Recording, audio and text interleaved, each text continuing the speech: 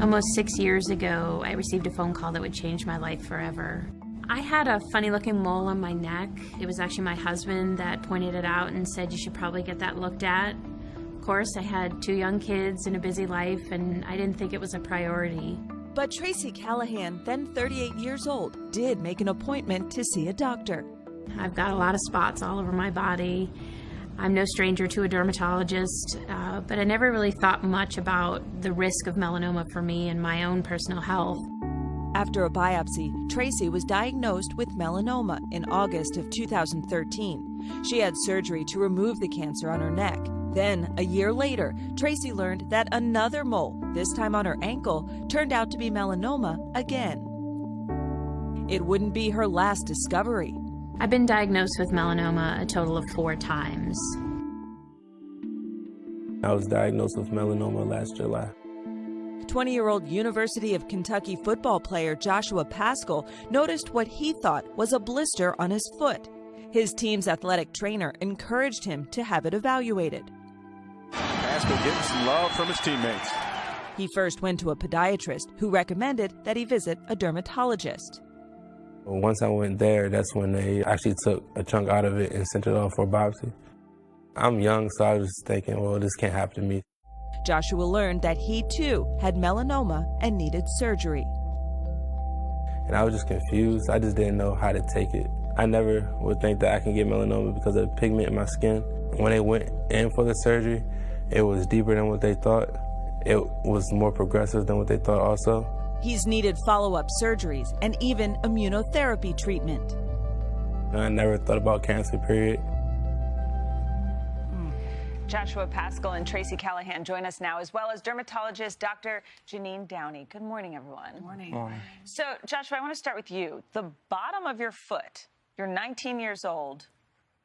Did you even think that melanoma was in the realm of possibilities for you? Well, I never thought so.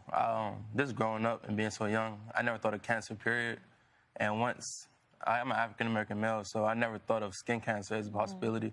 And so just hearing that, I was really ignorant to what it was, so I had to learn more about it just to even know what I was going through. And what would you say to others? It's interesting. I'm glad that we have you on, because even for us, when we take our kids out or what have you, we put a little sunscreen on them, but a lot of people just assume, oh, if you're brown, you can't get skin cancer, but you prove that's just not the case. Yeah, so just with me, I never even knew that I had to put on sunscreen. I just thought the pigment in my skin was just enough, but actually you do have to put on a lot of sunscreen. You have to go do those annual skin checks because you never know what could pop up in your skin.